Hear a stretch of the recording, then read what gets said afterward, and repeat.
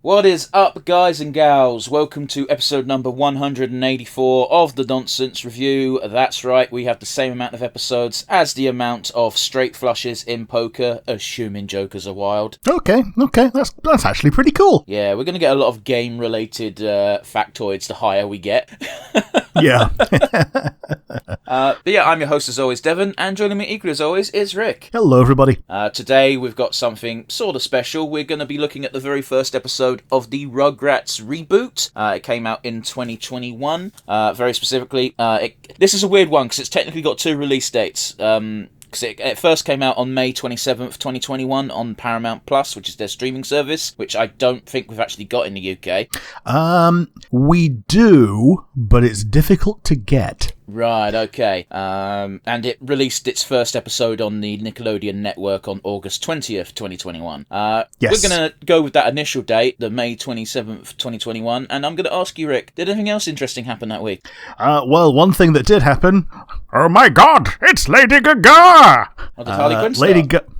No. Lady Gaga, the real Lady Gaga, was on the Friends reunion special. Did that actually happen? I didn't think that actually happened. Yeah, apparently it did. She was doing she was jamming out with Lisa Kudrow to Smelly Cat. Okay. So I don't know if the whole thing was released or if it was just like done as clips or whatever, but yeah, it was for the Friends reunion. I generally didn't think that ever got released. They always threatened to do it and then they didn't. Yeah. But yes, that was the thing. That was the thing that happened on that day, apparently. Oh, so nothing in. It's rather telling, isn't it? What type of age we live in? Where did anything interesting release that week? Here's a throwback to something that ended 5 years ago. Yup. Although I suppose at the time it would only have been 20, but still. Oh, jeez, it's really telling, really telling. And on that bombshell, so yeah, again, Rugrats 2021, the reboot. For the most part, the VA for the kid characters, the babies, as you were, are pretty much played by the originals, barring those who are voiced by people who are no longer with us. The adults, however, are pretty much a completely new VA set of voice actors. Yes. Because I remember, I think Grandpa is completely different. Is the one that really I found jarring. That's very fair. Like, if you want to talk about VAs who are no longer with us, like Grandpa, I almost said Simpson. Grandpa Pickle is like he would have been old when Rugrats initially came out. Yeah. But anyway, I went down a fucking rabbit hole, Rick, while researching this, and I got pointed towards the linear viewers for this show. Now, for those of you who don't know, linear viewers are the amount of people who viewed it during its initial airing, as it were. So this won't be the Paramount Plus numbers, it will be the numbers for the initial viewing on Nickelodeon. Sure. The first episode got 0.42 million views, which isn't a lot, but it also kind of is. People don't really watch traditional TV anymore, or it's very much gone downhill. It's a lot for a cartoon, but not a lot in general. Well, for some context, Rick, the Owl House's first episode got 0.61 million linear views, so 0.42 isn't awful, but it's definitely not stellar. Yeah, especially because the Owl House was new, whereas this is something that has brand recognition behind it. Yeah, it's just, it's not good, but it's also, like, it's weird to look at linear numbers as a meaningful factor anymore when everything's trying to push how good it is as a streaming show. Yes. But just for some additional context, I went and tried to look up the numbers for the original Rugrats, which is a real fuck to find. I had to find the numbers on Wikipedia, which you know how dubious the sources are for that. Yeah. So, and I couldn't find any numbers at all for the original series season 1. So the very first episode that actually has a viewing number was episode 20 of season 2. Weird. Yeah, I know. And it doesn't have it as linear views because back then it didn't count shit like that. It counted it as households. So again, the numbers are also not perfect. But it got 1.69 million households tuning in during the initial release of the episode. That episode was the episode that was The Voyage of Cynthia, by the way. So it was a really good episode too. Sure. Is that the one where Cynthia gets lost at sea? No, where she goes, gets flushed down the toilet. Oh, okay. A more urban version of Lost at Sea. But yeah, there are a few differences between this and the original show. So this is a hard reboot, so it's not connected to the original show at all. And the few differences that I found while very briefly scouring basically Wikipedias and fan wikis, and basically people saying this is what's different. The very first thing is Betty, Phil and Lil's mum. She was always coded as very butch and basically lesbian coded without straight up saying it. They've just gone away with all pretenses. She's just straight up a lesbian in the show. So great, more representation ain't no bad thing. Yeah. So does her husband show up at all? I assume not. Husband doesn't exist. Yeah, sure. Which is fine. The husband wasn't a character. The husband was just there to show that yes, there is a family here. It was always very much just Betty taking center stage. Let's be honest there. Yeah. And the other key difference is Kimmy is already in the show and already moved from France to the US to live with the Finsters. Kimmy has been aged up slightly, and Susie Carmichael is also just straight up existing at the beginning of the show, and she's been aged down slightly. So I believe she's only 2 instead of Angelica's age, so less of cause Susie always used to be like a balancing force for Angelica, and I guess that dynamic's just not going to exist in this show. Yeah, I guess that's now been given to Kimmy. I guess it would have to be, wouldn't it, with her being aged up, so... Yeah. Although aged up could just mean that she's now the same age as the other babies rather than a younger sister, but I don't know. Oh, she was never younger than Chucky. Was she? Okay, yeah, fair enough. But she was like 2 when she got introduced, and all the other kids are 1. Sure, okay. And so now, like the halfway house between the babies and Angelica being 3. And yeah, now she apparently, again, this is from Wikipedia, her age was listed as 3.5, so yeah, definitely more Angelica's age range. Sure. So yeah, that's about it for the brief summary of what we're doing today. Those of you tuning in for the first time probably don't know this, but those of you who are familiar with the show already do know this well and true. Before we actually dive into the meat of the reaction and the review itself, we like to talk about our weeks and the goings-on in the wide universe. So with that in mind, Rick, how has your week been, buddy? Well, you'd mentioned a little bit in the Rugrats introduction that some of the voice actors have passed away, and it would be remiss of me not to mention one of the most influential, mostly voice actor as we know him, but also actor in other things as well. James Earl Jones has passed away at age 93. Yeah, 93 is good going. Oh, yes, absolutely good going. And, absolutely legendary presence in everything that we know him in. Like, obviously Darth Vader and Mufasa as well. Even the dad in Coming to America. Yeah, but screw all that, though. He was most well known for Bleeding Gums Murphy. And the third one of Kang and Kodos, the one that's the chef. It wasn't even half a Treehouse of Horror episode that character was in. Yeah, he was more just the narrator for Quoth the Raven. Okay, fair enough then. Yeah. Honestly, the saddest thing about this, in my opinion, is that he already sold the rights to his voice to Disney, so that voice is going to live on forever in the worst possible way. Yeah. I'm not slagging off James Earl Jones here. Like that's going to keep his family well off until the end of days. But I don't like the idea. It's not my voice, so I don't have a personal attachment here. But I don't agree with the practice at all. Yeah. Meanwhile, Peter Mayhew did his he gave his blessing to his successor rather than just leaving the role of Chewbacca as himself, Yeah, like there's here's the problem is every time Darth Vader and fucking Mufasa's a film that's not out yet but we know it's in production. It's coming out I believe the same week as Sonic 3. Oh, I wonder what's going to win. Well, here's the problem is Mufasa's got the backing of Disney, so even if it does poorly it's still going to do well. Yeah, absolutely. But it's one of those where it just sucks. I don't think it's right, but it's not my voice, so I don't get a say in how it's treated. Yeah, absolutely. So, yes, pour one out for the legend. The PS5 Pro got announced, and it's going to come out at like £700 without a disc drive. I don't really care about these stories, mostly because I've been very vocal in the past. Granted, it's never occurred while the podcast has been a thing, where I've always hated these mid-generation... It's not even mid-generation. We're like 2 years into the PS5, aren't we? Yeah, more even. I think it came out 2020, so we're like 4 years in. Yeah, but it might as well be 2 years, because for the first 2 years, no one could fucking get one. Yeah.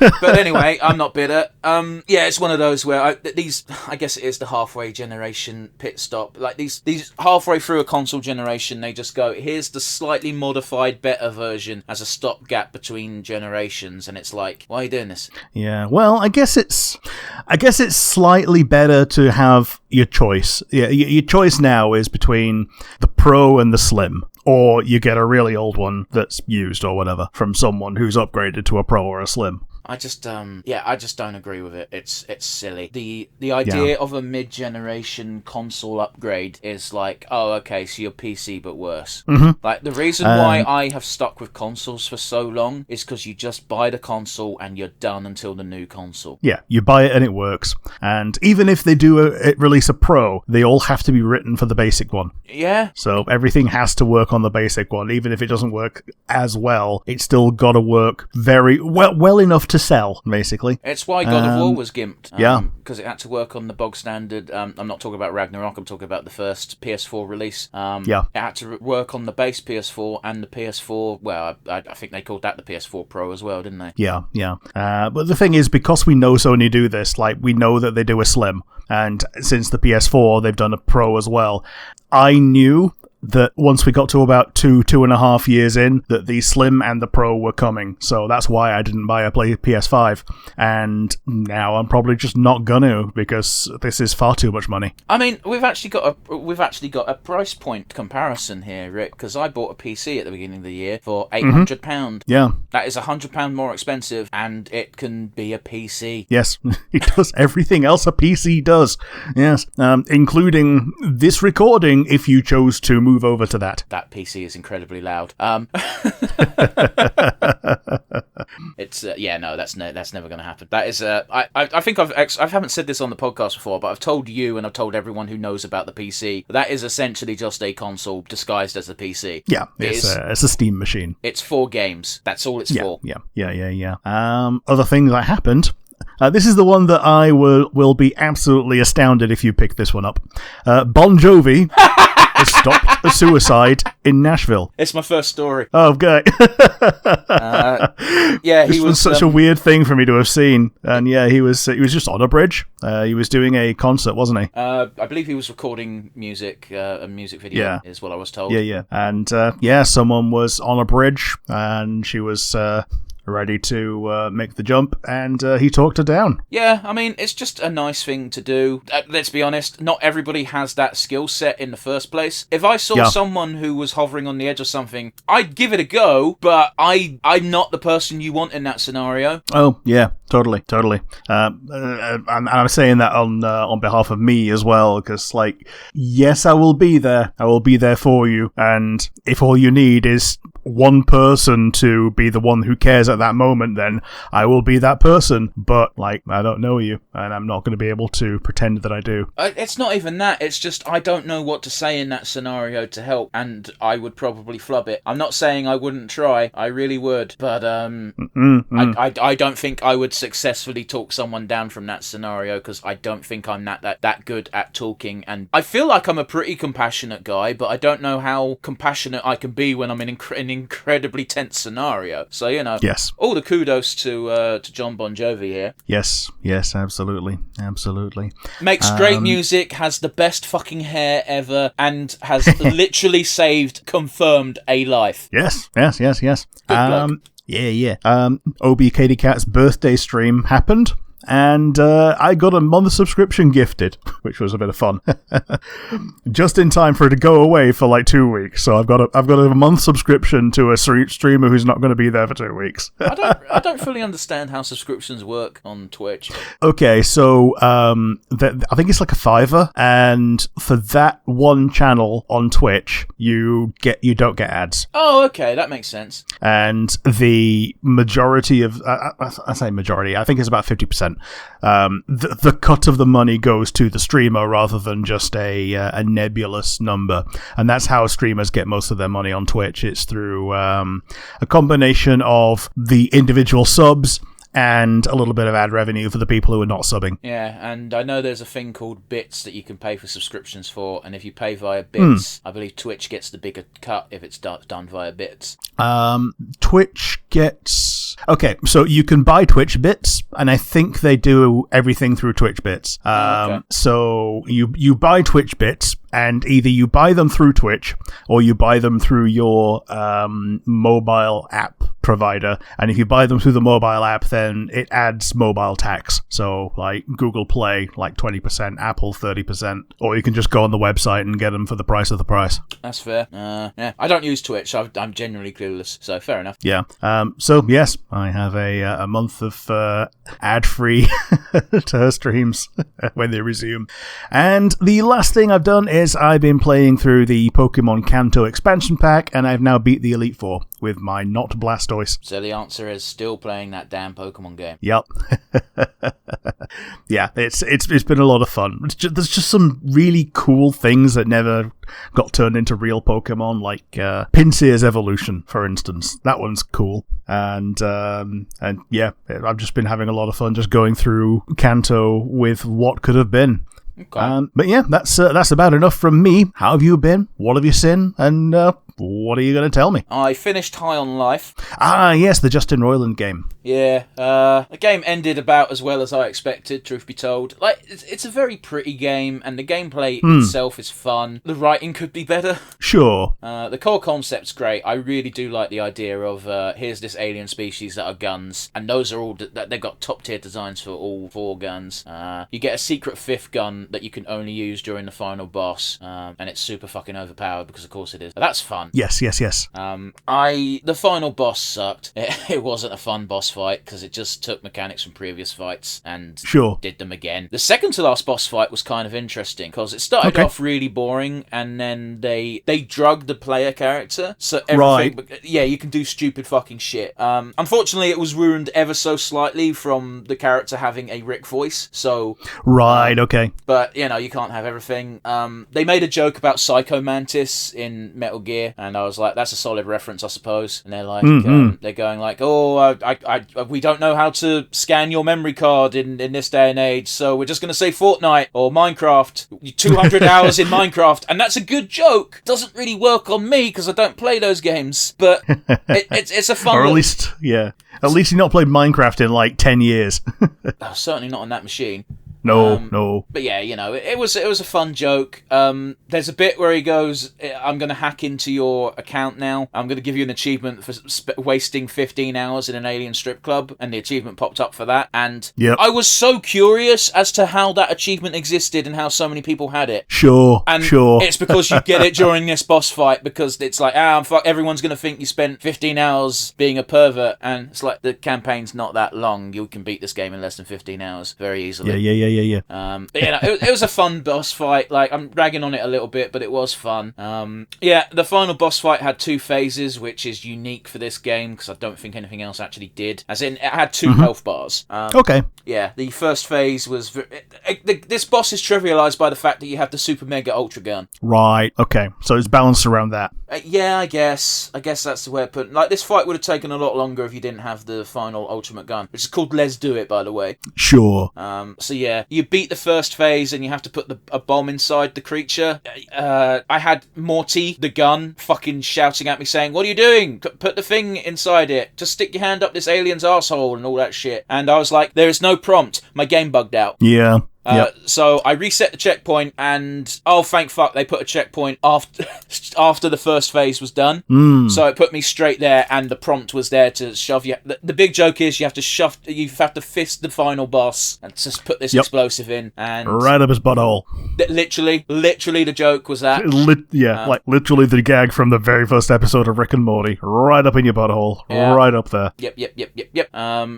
If you recall last week, I said that they were threatening the player character's parents, and then I corrected myself saying technically they said your favourite people in the world. Yeah, it turns out the favourite people were Jack Black and some fucking other celebrity who I have no idea who they are. Sure. And whoever did the Jack Black impression did a really good Jack Black impression, because it sounded like Jack Black.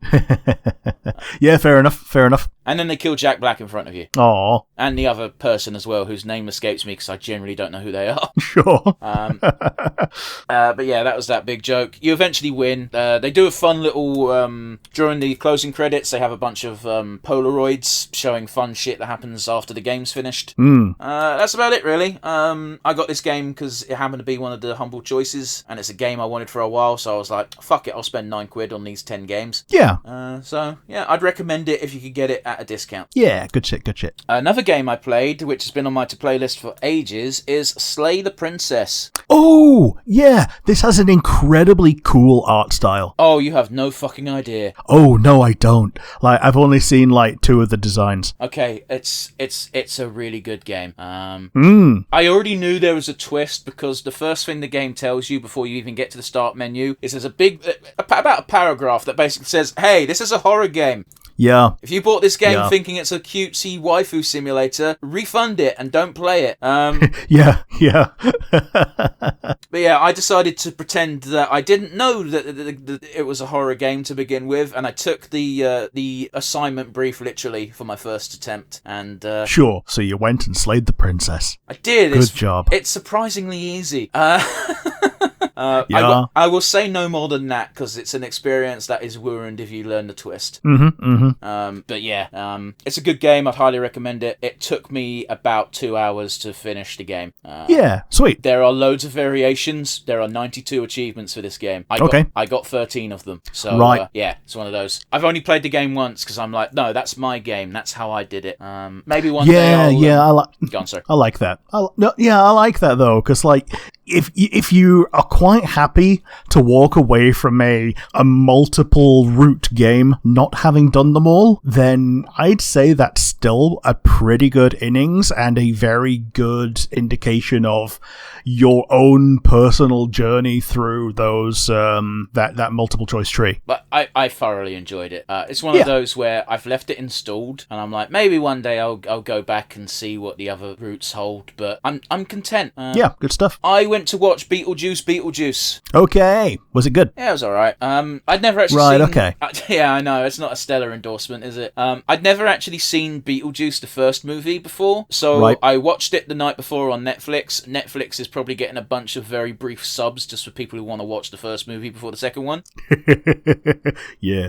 So I watched it, and you know what? Considering I knew nothing about Beetlejuice, I was very surprised to find out what the actual plot of that first movie was, because it's not what I would have assumed.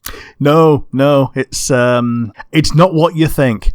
No, it's really not. It's been a long time since I've seen it. If you're going to watch Beetlejuice the second, I'd recommend watching the first film beforehand. Yeah, because it's been so long that, I probably would have to do a refresher, because Beetlejuice was one of those things around the 90s that was one of those adult movies, okay, not an adult movie, but a movie aimed at people who were more grown up than kid, that out of nowhere got a frickin' cartoon. And like other ones, like The Attack of the Killer Tomatoes was another one of those. Like that's the kind of thing that you really, really shouldn't be like marketing to kids. But yeah. Yeah, but like it's the wacky world of Tim Burton. Anything Tim Burton does can become a cartoon. Yeah, true.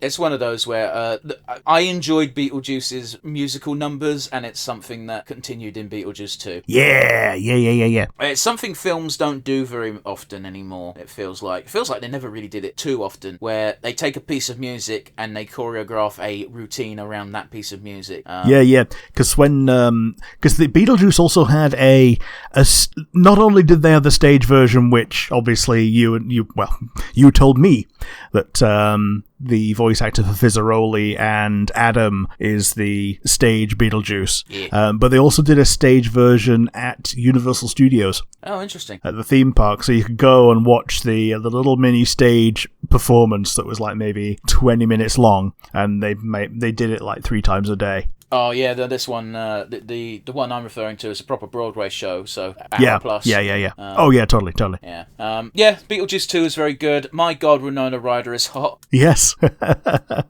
yes, she is. Yes, she is.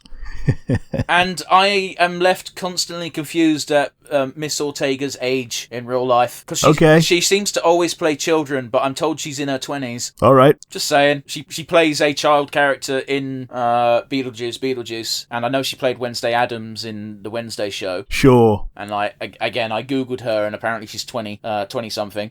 Okay. So I'm like, you look like a child. This is weird. Yeah. But anyway, I digress. I recommend it. Visually, it's very fun, but it's Tim Burton. I shouldn't have to say that. Yeah. It's also a 12A, so they get one F-bomb and they use it perfectly. Sure. So, yeah, I'll leave it at that. Rick, you ready for my one piece of news? Because you took both my stories. Okay.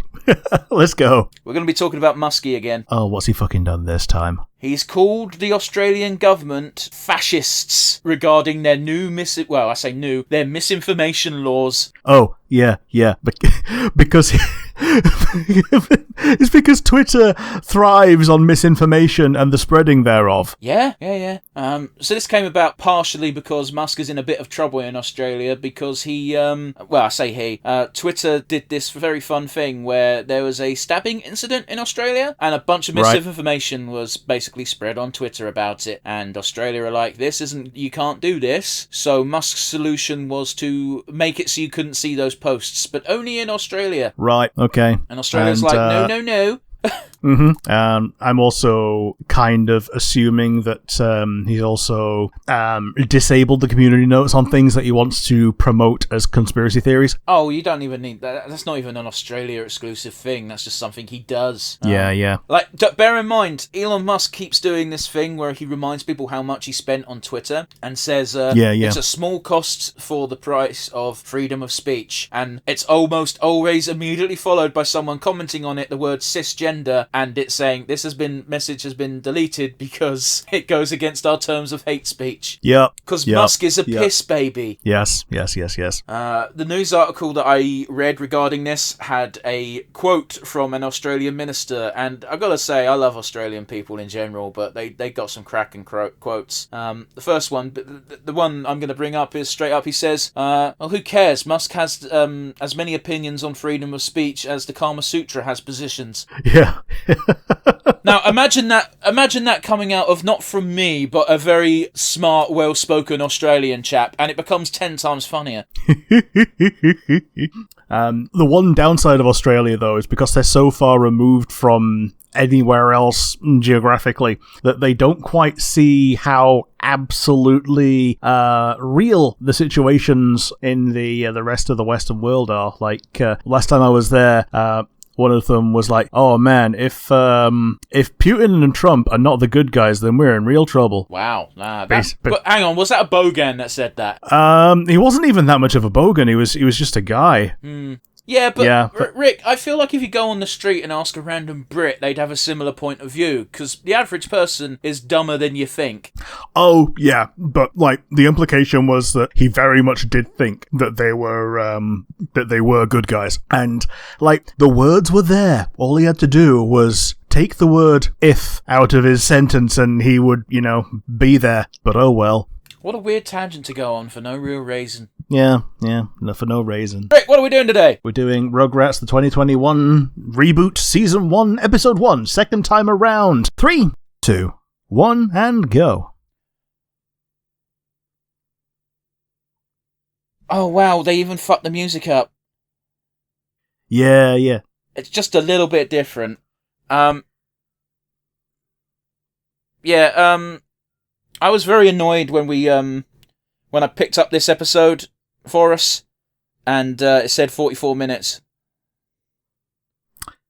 Yes. So we're doing that. I don't remember the car. I do. I'm assuming the car is new. I do remember her having a toy car, but it certainly didn't look like that.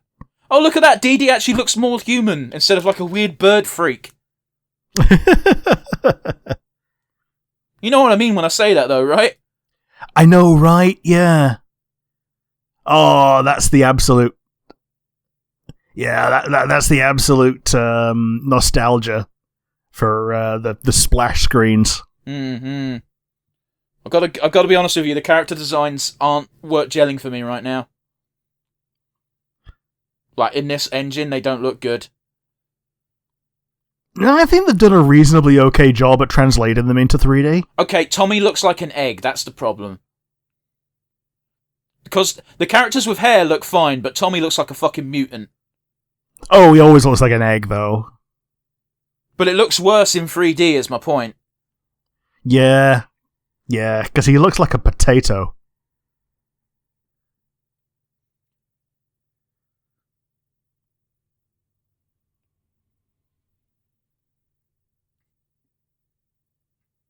God, they also look like freaks. Yeah, they do. Phil and Lil are currently on screen for those not watching with us. Whereas Chucky's hair is made out of paper, which I think is really cute, actually. Yeah, it looks decent.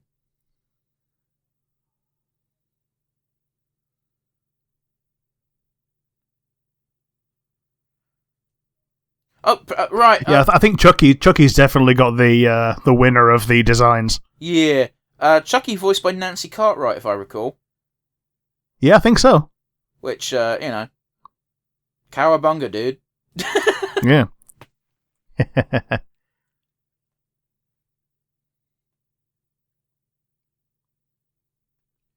I'm really happy that they're keeping with the old school theme of Rugrats. So the most fun thing about Rugrats back in the day was you had no idea what they were going to pretend to be. Yeah. Because, this is a box. Yeah.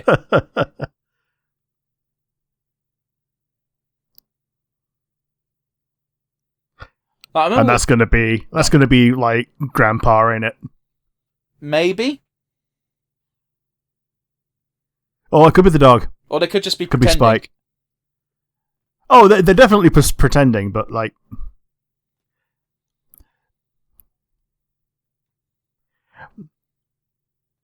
But like, I remember the antagonist of one episode was a fucking goose. Sure. And that was just real. Yeah.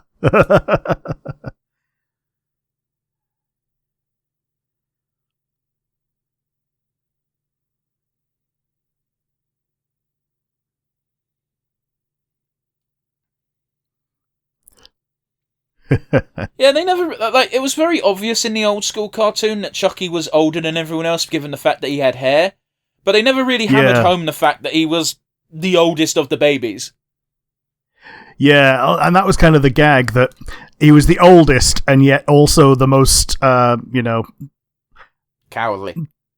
Yeah, the cowardly, timorous, timid.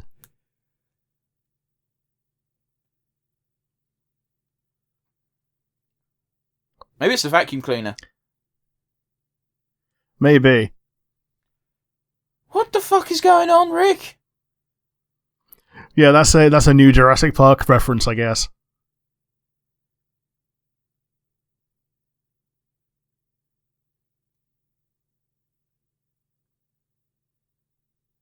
Like, Phil and Lil, they don't sound even remotely different. Same with Susie. Chucky, I'm going to chalk that up to the fact that Nancy Cartwright is like 700 now. Yeah.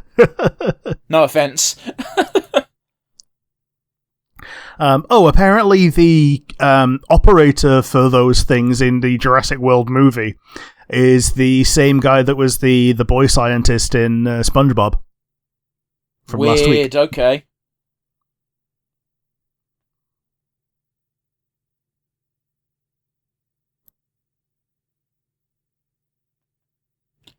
So is that meant to be like a Doctor Who reference, the screwdriver?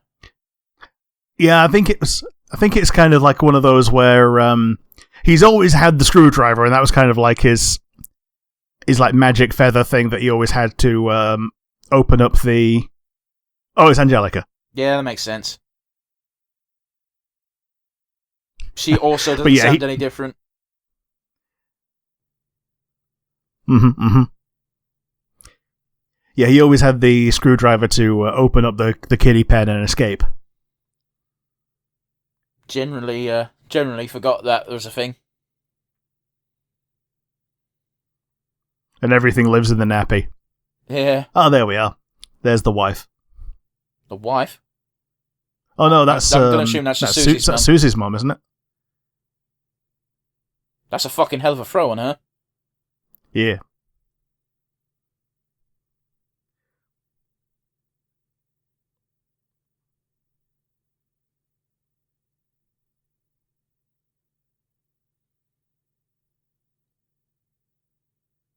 That's kind of cute, actually. That was a good gag.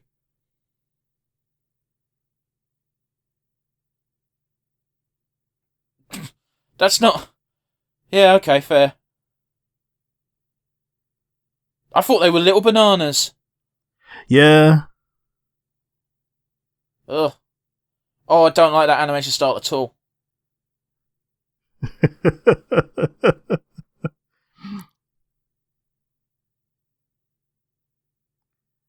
Ah, ribs. Yeah. You shouldn't do that, by the way, guys. Oh, yeah. Oh, there is zero chance that a dog would bury a bone with meat on it. I don't think apart from cartoons, I don't think they've ever buried bones. No. Well, I guess it depends on the breed of dog. Yeah, I guess.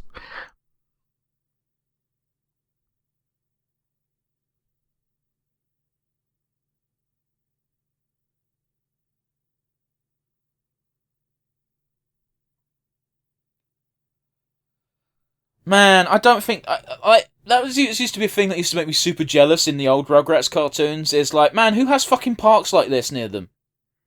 Yeah, like the nearest thing we've got to it is, well, you've seen it, the wood next to mine, and there's nothing in there. It's just wood. Yeah.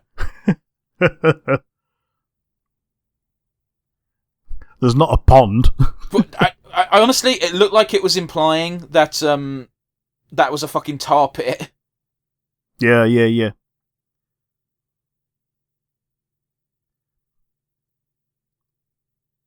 So this is Betty's Beans.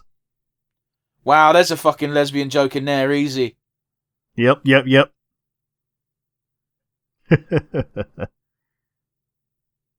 implication that these two twins regularly play with their own shit.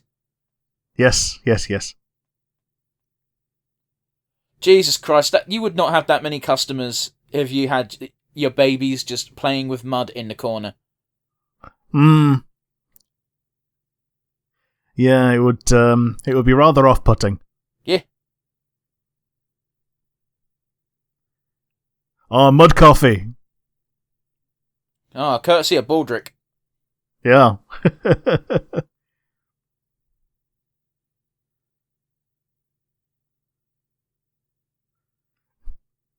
Immediately getting a beard.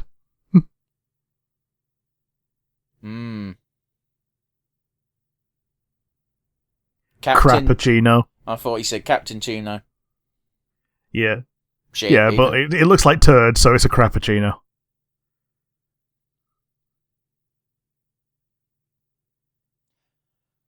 At least it's mud and not Play-Doh, because if it was Play-Doh, they'd be getting fucking sued. Yeah, and also, as we know from The Simpsons, the Play-Doh is non-toxic and therefore gets eaten. Yep. Don't eat mud, kids. I can't talk. I distinctly remember eating dirt as a kid. Like, that was definitely a thing I did. I don't remember doing it, so I maybe didn't.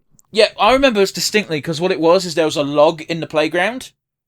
An honest-to-God log on its fucking side, and it had loads of dirt in the fucking gaps between the bark.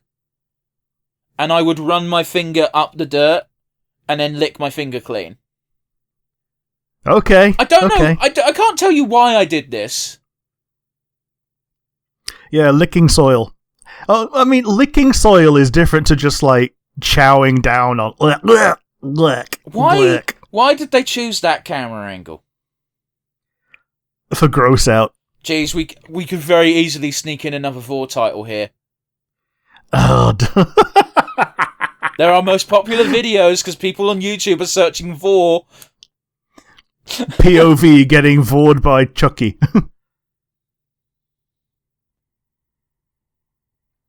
Oh no. Yeah. That's what's worse than finding a worm. Finding half a worm. Yeah, that would make me instantly ill if I discovered that I ate a bug. Yep. My dad still calls worms merms because his next door neighbour, when he was very small, came up to him and just came up and says, "I've had a worm." Wow, then. Just eating a worm. Man, they have just completely neutered Grandpa, haven't they? Yeah, he's just a guy. In the old show, he was a no-nonsense, don't take your shit, old fucking bastard. Mm.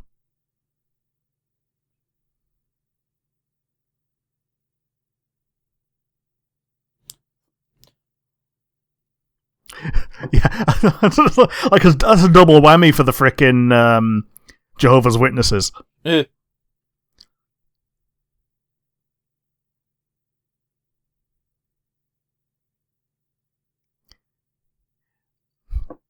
Yeah, because both the brothers are all up on tech. It's just, Man, I just want to say, I distinctly remember an episode where he's an accountant, Stu's brother. Yeah. And Drew, yeah. And I remember one episode where he helped his brother with his accounts because he was shit in the hole. And it's just like, he went through his accounts, he went, why is there a wrapper from a fast food wrapper in here? And he goes, I like to keep evidence for everything that I buy. And his brother just goes, just keep the receipts.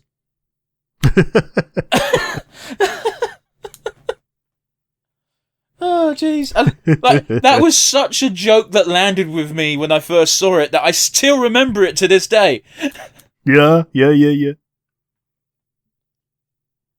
Meanwhile, the I've lost control of my life gag is one that got so memed that it became a meme. Yeah.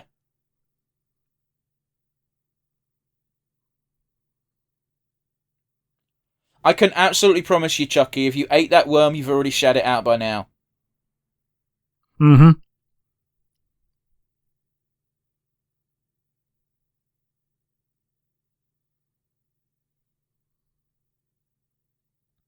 I do like the detail that Chucky's always got his laces untied. Yeah.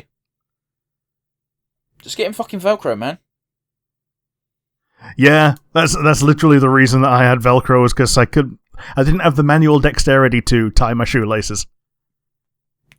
I'm going to reveal something to the world right now, which you might already know about me, Rick, but I don't think the world does. I only know how to tie one knot. Is it the shoelace knot? No, it's the knot that is, if I do this knot, it's not coming undone unless you cut it. Sure. Yeah, my shoes, I generally tie them once when I buy them, and then they stay tied, and I slip them on. I just use Velcro. It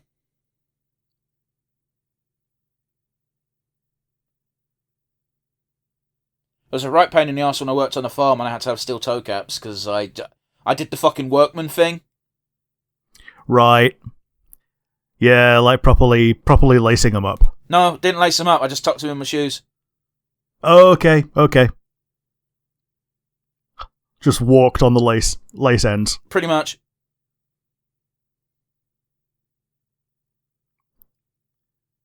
And that's like an emery board and everything. That's for nails. Yep. So Angelica's... Now that's definitely... Go on. That's definitely something that I tried to eat as a kid. What, a paediatrician? Fucking pediat. The manicure nail files. Makes sense.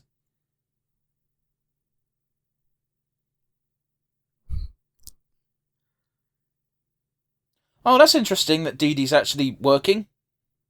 Yeah. Like, maybe she is just like an Etsy mom.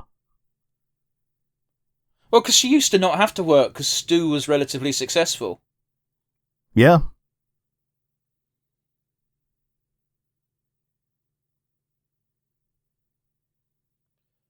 Did he just say Y2K? Yeah.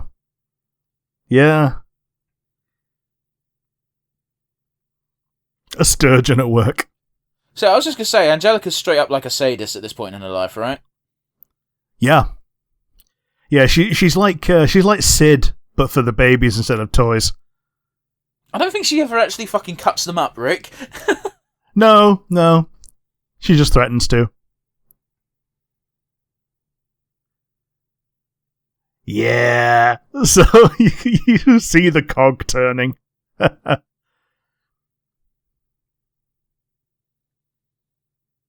It's implied that Phil and Lil eat worms regularly. Oh, yeah. So you think the kids would realise that this is not actually a big problem? Well, it's either that or Phil and Lil have the infinite immune system. Oh, most definitely, because again, they play with their own shit. Yes.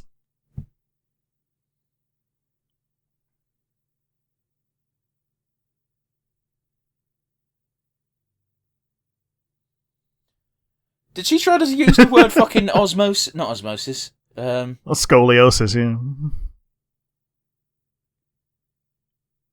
Metamorphosis is the word I was looking for. Yeah. It's great how they just, try to emulate words. Yeah. Well, it's that old joke of, dumb people try to say big words all the time, even though they don't know what they mean. So, yeah, it's yeah. So I'm just going to go photosynthesize for a while. I'll see you guys later. Yeah. I got a question for you. What's a hypotenuse? It's a type of triangle, isn't it? Yeah. I like the little reptile shoes. Yeah, so I assumed that reptile was another babyism. Meaning? But turns out that is actually its name. Oh, yeah. What, because they can't say Godzilla? No, but what I meant was, I didn't know that, yes, it's written down, but, I assumed that because they just said it, that it was, they were mispronouncing something that was already a real thing. Rather than just saying the actual name of the thing correctly. Okay. Sorry, seeing that Raven core at Chucky just reminded me that the first thing we got told when we went on holiday together was, don't open the windows, bats will get in. Yes. Which is not the first thing you want to hear when you go on holiday. Yeah. And as we know, bats are the only things that we don't know for sure that they don't have rabies. We're pretty sure, but we don't monitor them. Yeah. Man, this is some... I get it, they're meant to be fish hooks, and that's the gag, because worms, but a very sinister visual there. Don't like that visual. I like the idea of, a Richard Attenborough... Richard Attenborough, eh? Sorry, David Attenborough. That's just Richard Attenborough instead.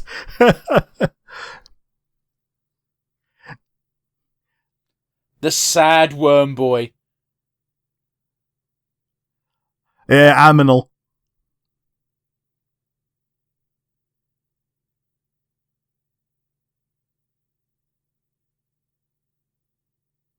Eating poo.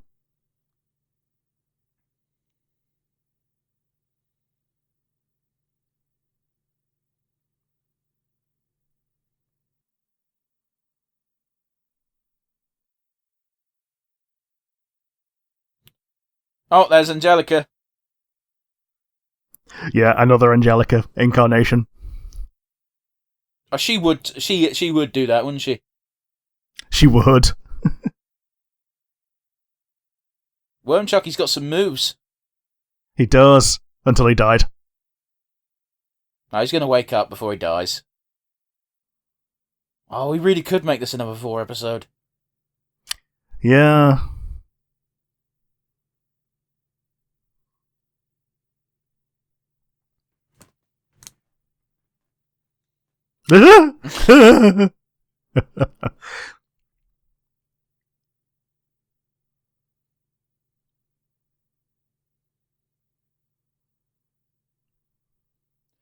There's nothing worse than a reoccurring nightmare, though.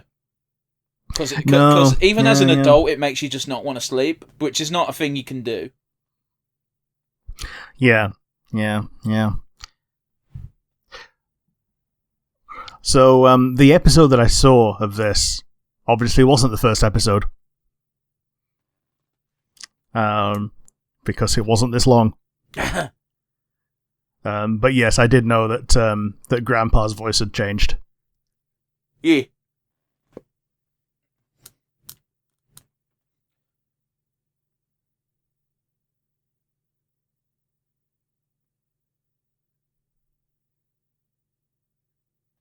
Okay, then.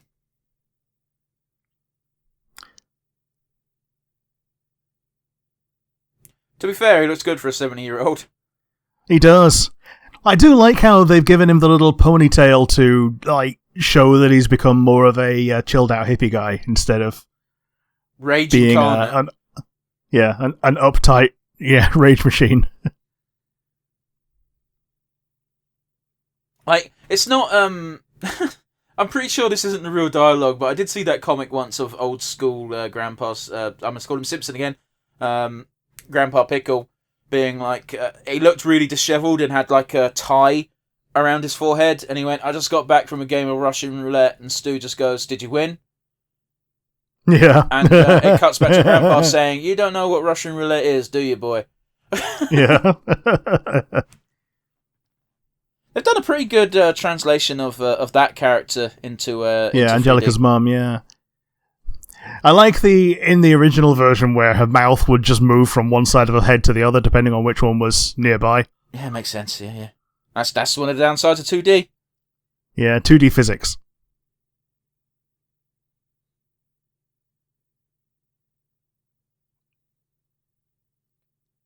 I super don't abuse this position at all. Yeah. Out of all the old school 2D character designs, that blonde bitch is the one you'd most want to fuck. Oh, definitely. But then again, definitely. The competition. I think she's actually come out better in this than in the original. Oh no, I disagree. 2D's better in that regard. Okay, so I think her 3D incarnation is more bangable. I think the 2D one was obviously it was more stylized, but I think that was a point against her MILF status, as it were. Also, if we've got to be honest, it's Betty. True.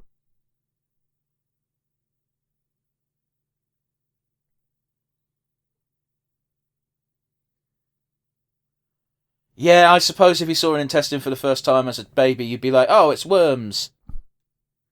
Yeah, that's a tapeworm. No, tapeworms don't look like intestines, Rick. No, they don't. They're just the same shape because they live there.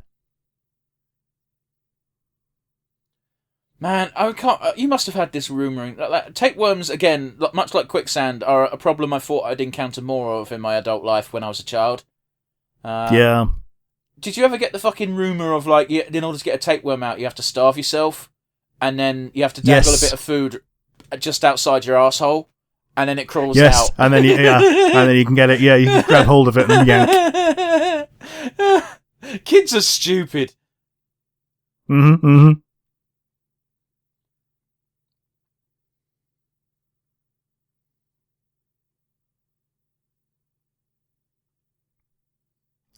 That's just a real juxtaposition, like Dee Dee being like frantic and Tommy's just like burbling happily. Yeah, Tommy's a baby. He's not going to remember this. Yeah.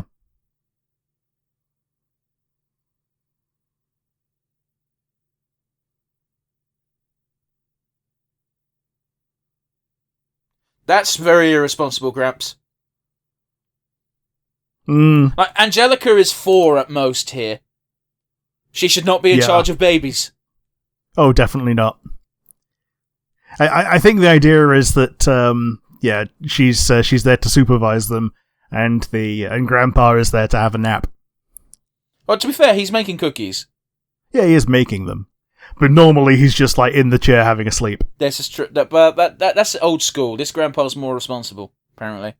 Yeah. Also, my mind was blown when I learned that Americans just call all biscuits cookies. Yeah. Whereas here, a cookie is specifically that kind of biscuit. Yeah.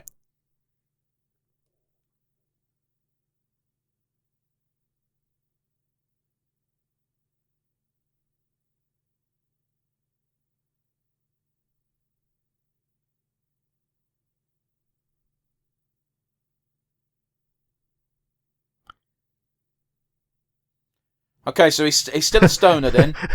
Yeah, so he took magic mushrooms. Yep.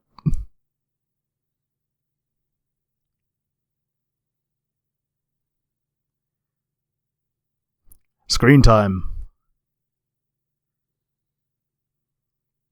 Oh, he's on Tinder.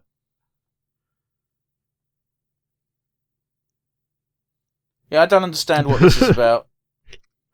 So I guess, so she's swiping right on all the local G-MILFs. Oh, okay. So now he's going to come back to 1 million dates.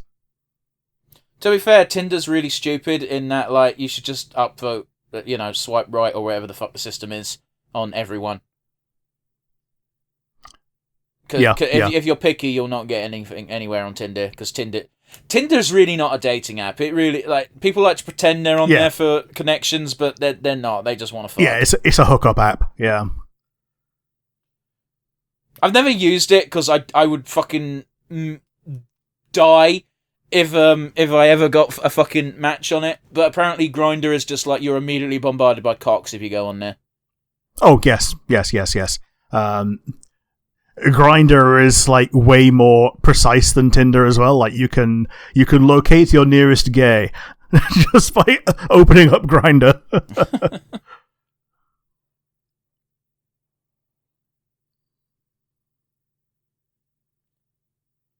Man, I was actually blown. Speaking about being blown away, the first time I used a strimmer, I was very confused because I thought it was like a lawnmower and it had a big fuck off blade on it. It's literally just a wire. Yeah, it's a piece of wire. Yeah.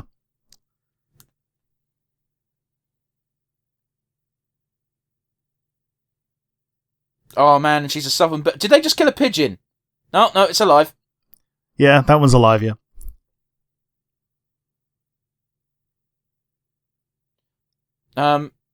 Skid marks. I remember, how the fuck is this car this fast? This can't be safe as a toy. No, it's very definitely not safe. Chucky's dead.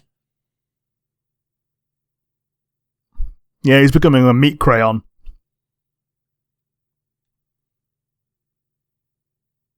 Not one of these adults goes, there's a bunch of babies in there. I should probably put a stop to this.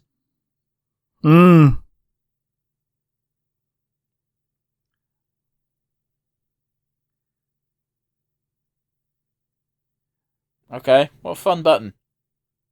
Yeah, just a product placement button for the thing that you've already bought.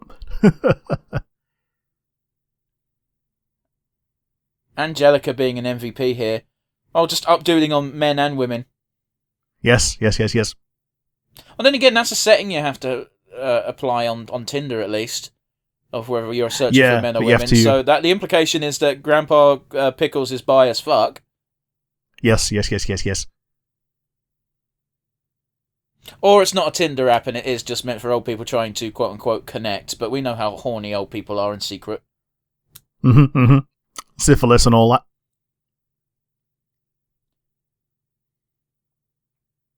It's not very packed, is it? No.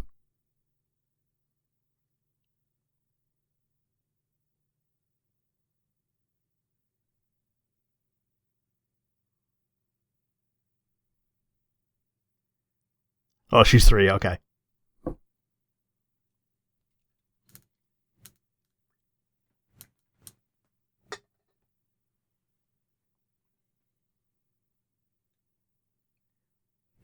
Yeah, she knows exactly what she's doing. Yeah,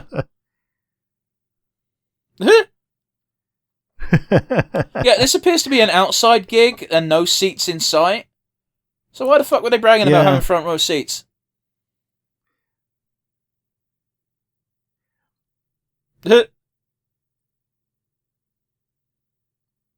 Lou, that's Grandpa's name. Yeah.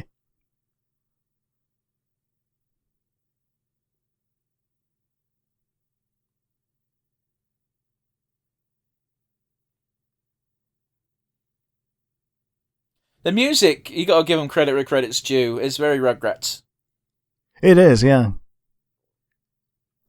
I tell you what it's missing. It's missing the bop bop bops. Yeah. Oh, here they are. Yeah, but it's like a bit too different. Okay, yeah, now I'm hearing them a bit more frequently. Yeah. And I will always remember, like, the one-winged angel in the Rugrats sound font. I've never heard that. It sounds both amazing and horrible. Oh, these kids are dead. That's some dead babies. It very definitely is both amazing and horrible, and it just sounds like Angelica's theme tune. Well, she's activated her final form as she decides I'm not going to make that joke. I was about to reference a very infamous incident in British history and realised that's in incredibly poor taste. I was going to say, it sounds like the theme tune that happens when not America, when Angelica gets her first period in like 10 years' time. Okay. When she becomes the final boss again.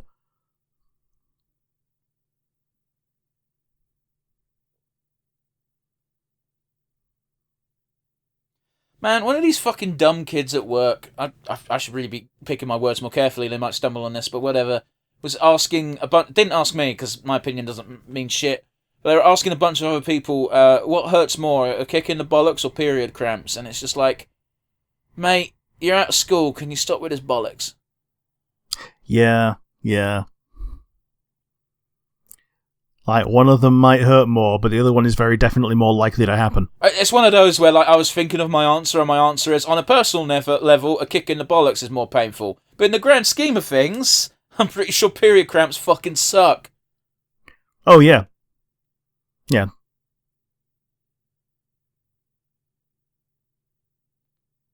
Man, you gotta shout out to these women showing up and not being pissed off that there are multiple women.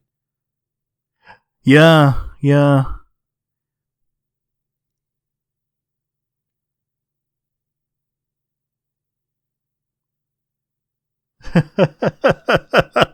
All in my demographic, yeah.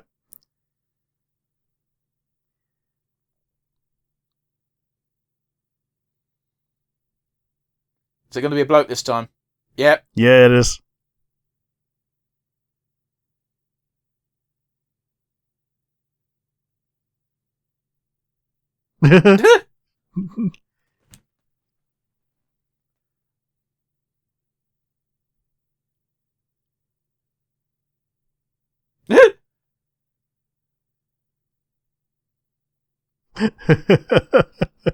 She looks guilty as fuck, doesn't she? Yep.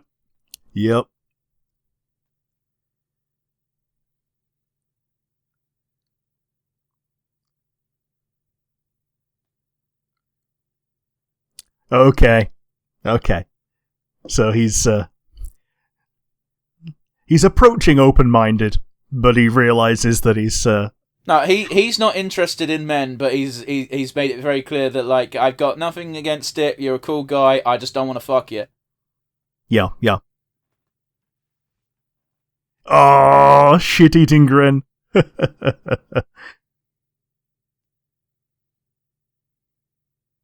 You're still blaming Susie even though she's been aged down. Wow, what a bitch. Yeah.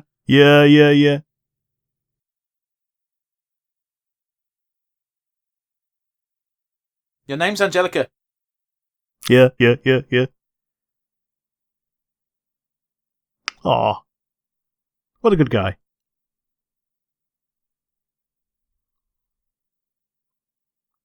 What a good dog. Yeah. That is a classic Rugrats stinger. That music beat we just had whenever something sinister's happening. Yeah, the doo-doo-doo-doo. Yeah, it's bubbling, so I think it's implied to be a tar pit. Yeah, so this bit's the tar pit, but obviously the other bit is the just regular water.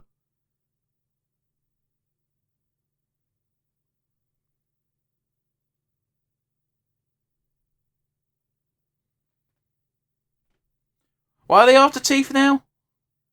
Well, apparently if you eat a tooth, then you don't become a worm. Oh, okay, I missed that bit entirely. From their limited comprehension of what the book says. Yeah.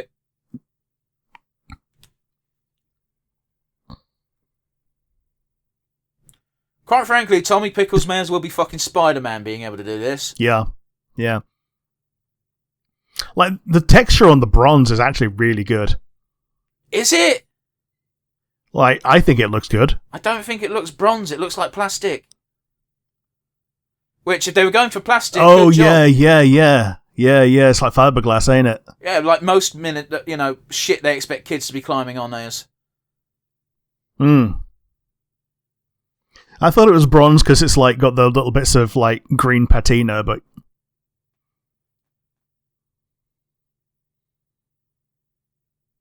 if it's meant to be plastic, then a good job. If it's meant to be bronze, then it's shit.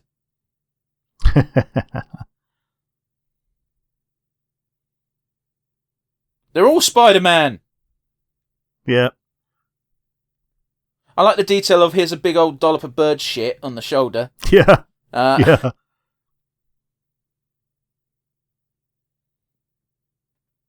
Jesus Christ, is this big episode just one fucking big old... Yeah, would you still it's a love gag me about as a worm?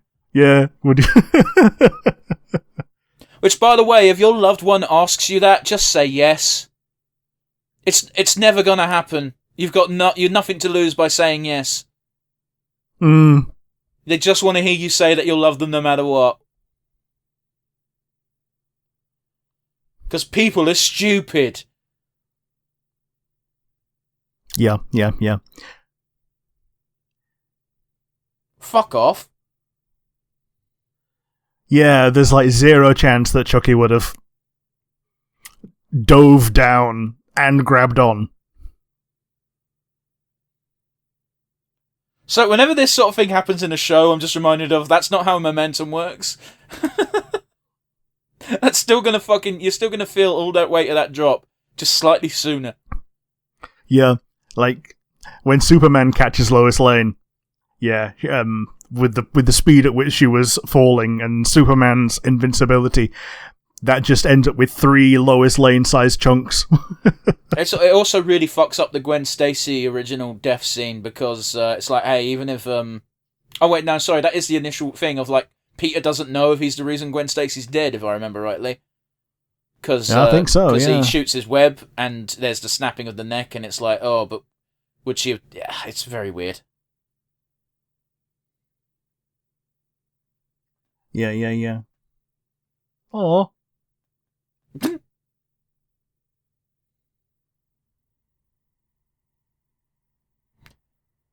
There's a worm at the bottom of the garden. I would not have ridden that thing over that fucking rickety-ass bridge, but fair dues, man.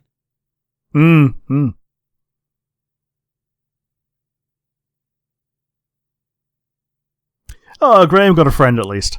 Yeah.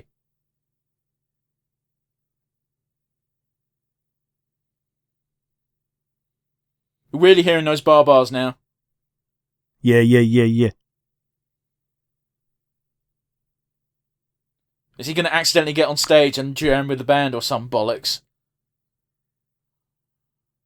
Gonna sneak on, yeah. Oh no, the babies are going on stage. Spike ate all the deviled eggs!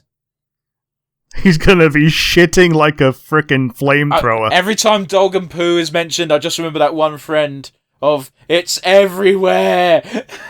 There's shit everywhere. I'm allowed to laugh at that. I have dogs. I know the pain.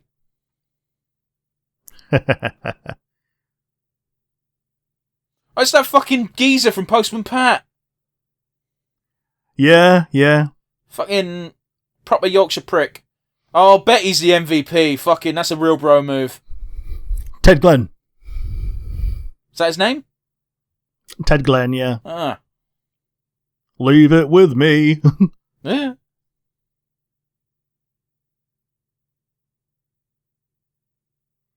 Okay, so that's how they get front row seats, by having the only seats there. I love how Drew just doesn't actually care about... He just wanted to spend time with his wife, but his wife fucked off. Yeah, so he goes for the next best thing, which is spending time with the rest of his extended family and friends.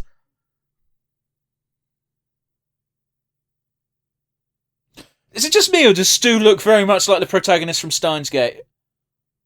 A little bit. In this art style specifically. A little bit.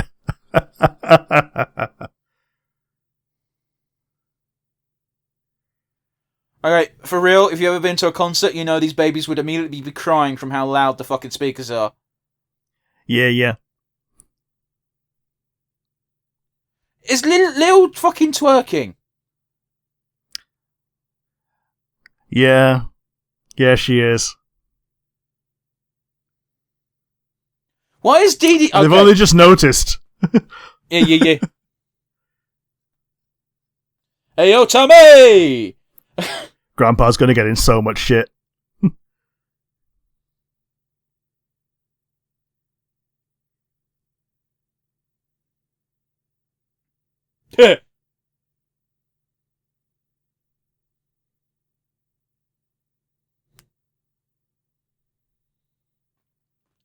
Oh, he managed to bullshit it.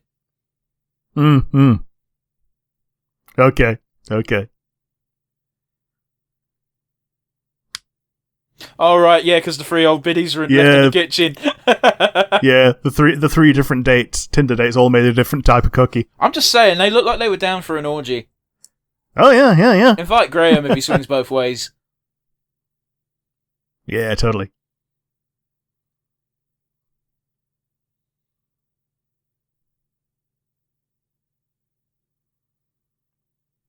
I never watched Rugrats All Grown Up, but it'd be weird having your best mates as toddlers still be your best mates in fucking high school. Yeah. 'Cause, like, oh man. I could see, like, there was like a kind of progression of even the one person who I went to little school with, who I went to middle school with, we kind of grew apart anyway during the time that we were at the middle school and like upper school. Jesus Christ, like, even college, man, I don't think I keep in touch with anyone from college. Apart from, there's one person I keep in touch with from college, but they've fucked off to Portsmouth, so it's very much just like occasionally I'd text him and say, yo, you still alive? And the answer is usually yes. Yeah. But yeah, that was the end of the very first episode of the Rugrats reboot. What did you think? It was all right. So they've obviously kept a lot of the soul of the original characters.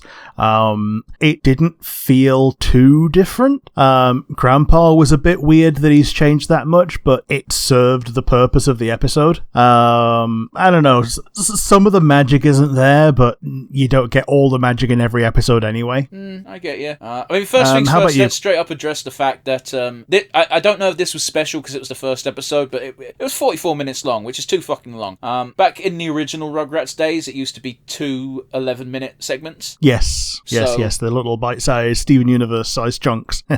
So even if you took this and halved it, even if it was a 22-minute episode dedicated to one plot line, I feel like that's too long for a Rugrats bit. Like, the weird thing is if they'd have cut it off at like the 11-minute mark and had the episode just be the dinosaur stuff, I think it would have been fine. Yeah, that would have stood on its own as the episode of the day, where the punchline is that the dinosaur was Angelica all along. Yeah, but instead they tried to make, like, the worm thing it was the core theme of the episode, but it felt like the back part of the story for most of it. Like, it was far more funny when fucking, again, Angelica texting all the old biddies that were on Tinder and getting Grandpa in a bit of shit. That could have been an episode on its own too, and it would have been much better served for it. Yeah, so there's multiple episodes that have all essentially been mushed together into a long form opener. Yeah, and I don't think it worked. Yeah, like, I get you. Nearly all of these plot points would have been fine as mini episodes on their own. Yeah, I think that's a fair one. Like, this is let's go ahead and just say that this was the length of like 4 episodes. They definitely only had 3 episodes worth of bits. Yeah. But the additional episodes worth of time was them trying to mash it all into one, and it just so pointless, really. Yeah.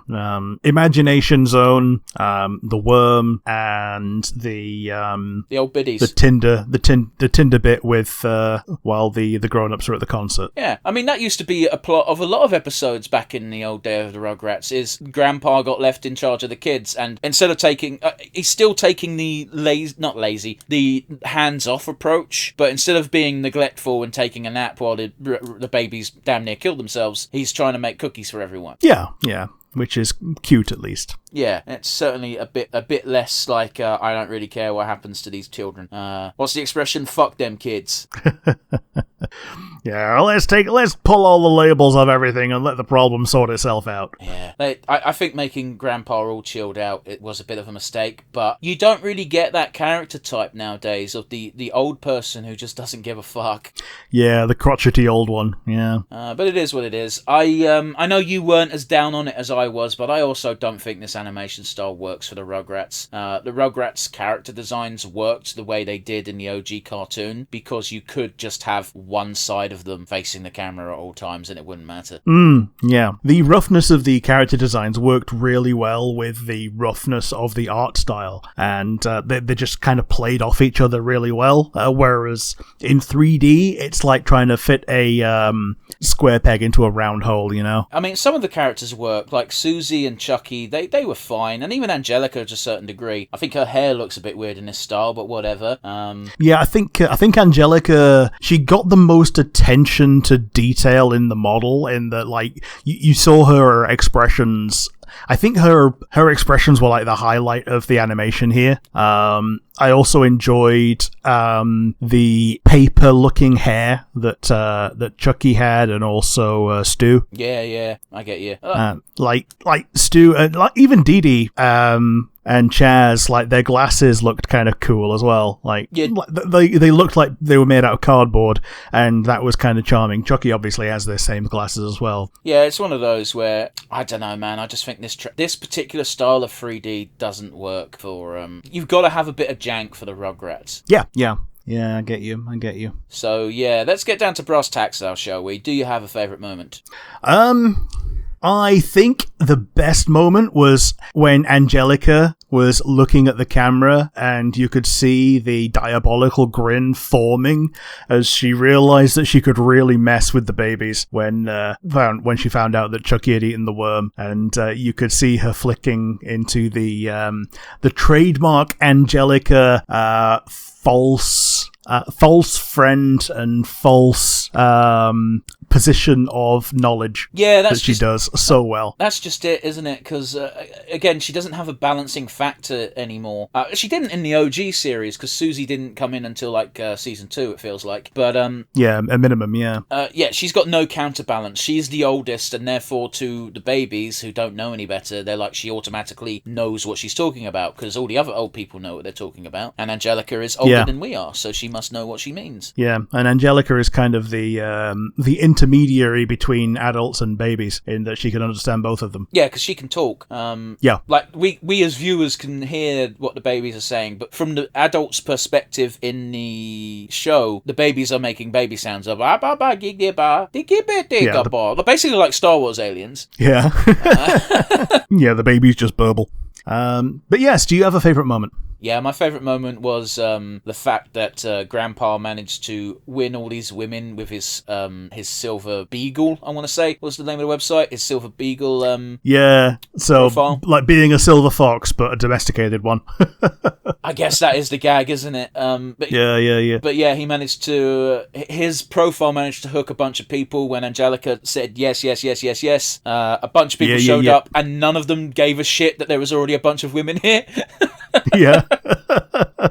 It's just like, man, I haven't had an orgy since the 70s, but I'm game. And then they immediately find him even more attractive when he's baking cookies for the babies. Yeah, like, there's nothing more manly than being a good dad, and therefore that's multiplied by 10 when you're being a good granddad. Yeah, except he's unbeknownst to the people in question, he was actually being a very shit one. Yeah, because there were meant to be 7 times as many children there. Yeah. And he lost the rest of them. They all fucked off. Yeah, they went in a fucking car. But yes, let's get down to our next one. Our next one is Weakest Link. I'm sure there's a few choose from. So, what you picking? I'm saying that, like, just generally, I didn't notice the music as much as I wanted to, and it was only like towards the end of the episode that we even got the bars that Rugrats is known for. Like, I was hoping for more that felt like like the original, and like that's the thing that like kind of stuck out to me is it felt absent, and I could be wrong because it could have just blended into the background, but normally it felt more present. You're going to not like my MVP today. Okay. How about you? What was your weakest link? Oh, it's the animation style. It doesn't suit the Rugrats at all. Like, it wasn't poorly animated or anything. It's just, it didn't look good. The backgrounds were fine, honestly. I have no complaints in that department. But the actual character models, specifically Tommy, Phil, and Lil, not very good in this style at all. Yeah, because Tommy's meant to just be like a misshapen potato. Yeah, pretty much, man. And, the adults, the established adults looked fine. Like, they looked either on par with their original designs or better in Dee Dee's case. But then you got Susie's parents, and these are the blandest as bland as fuck character designs. Yeah. I don't remember seeing Susie's parents in the original. Maybe they look like this in the original, but they don't stand out, especially against the cavalcade of freaks that they're next to. Yeah, Mr. and Mrs. Carmichael, yeah. But it is what it is. Like, there's not much to be done to fix that. I think they would have been better suited making a new show in this style rather than trying to, recapture the magic of Rugrats. The Rugrats cinematic universe. Get fucked. Yeah, that's what All Grown Up was meant to be, but yeah. It is what it is. Let's end on a highlight, shall we? Rick, who gets your MVP today? I'm specifically giving it to a combination of Angelica and everyone involved with Angelica. So yeah, no, that doesn't fly with me, and you know it. Yeah, so people animating Angelica. No, Nancy just Cartwright. give it to Angelica. You fuck. You don't get to go. Angelica. I'm going to give it to this whole team of people when you just mean Angelica. Yeah, it's Angelica because she commanded every scene that she was a part of, and she was always the most fun to watch, even when you were a kid and you didn't realize that love to hate was a thing. She's the reason you keep coming back. You get to see what stupid shit Angelica's going to put the babies through this week. And it's always your show's only as good as your villain. And it's usually in order to either acquire chocolate milk or coffee. Cookies. Cookies. Yeah. And today she got everything. she wins. She got Cookie Republic. Yeah, she got an entire. She didn't get the cookies, but she did get all of Lou's romantic chocolate. Also, Nancy Cartwright isn't Angelica; she's Chucky. Oh no, yeah. Nancy Cartwright's Chucky. Yeah. How about you? Who's going to be your MVP today? My MVP is the music/sound design team, because while the sound design wasn't anything to write home about, the actual music I think did a really good job of invoking the spirit of the original soundtrack from the cartoons without just straight up copying it. I will poo-poo the opening theme because it's too different. Yeah, it's close, but not close enough. I get you. And because I'm pretty sure the original Bar Bar Bar was from they found it on a keyboard, and then that just became like the holy grail keyboard that they used for going bot bot bot. I distinctly remember that, especially in the old PS1 video games, that the music combined with the visuals used to actually make me sick. Like it was literally a video game I could only play for like half an hour tops because it would make me go, oh, why am I feeling ill? Yeah, like basically I didn't notice the music until right towards the end, and that's why it was lower on my list. To be fair, it was about the halfway point. Yeah. But yes, that does it. That's a reasonable one for you. Yep. So that does it for today with our MVPs in the book. That was Rugrats 2021, the reboot series. I don't know about you, Rick, but I can safely say I'm probably not going to watch any more of this. Yeah, I wasn't inspired to watch more of it when I saw the other episode that I've seen. So yeah, with that in mind, let us know in the comments section how wrong we are, how good the Rugrats modern reboot eventually gets. Who knows? Maybe we just picked a dud episode, but your first episode really should be your strongest. So yeah, let us know thoughts on that, or let us know how right we were to poo-poo this horrible attempt at a nostalgia cash grab. But then again, who is this for? This is 30 years after the original release. It can't be based on nostalgia. It must have been based on the fact that we own this. Why don't we just make it again? Yeah, and give us other suggestions for other nostalgia cash grabs that we might have missed. Also, give us a like and subscribe. It helps grow the channel. It really does. We appreciate it. If you're over on the audio platforms, you can give us a comment on Spotify, and likewise let us know what you think. Alternatively, you can send us an email at nonsensereviewuk@gmail.com. Absolutely. If we get your email and you say something funny, we'll read it out on the next show, or at least the next show once we've gotten your email. You know how time works. Yeah. So yeah, join us again next week where I think we're doing something brand new, actually, Rick. Yeah, I think we're doing the new thing next week. Yeah, so we'll see you then, guys. Bye. Bye, everybody.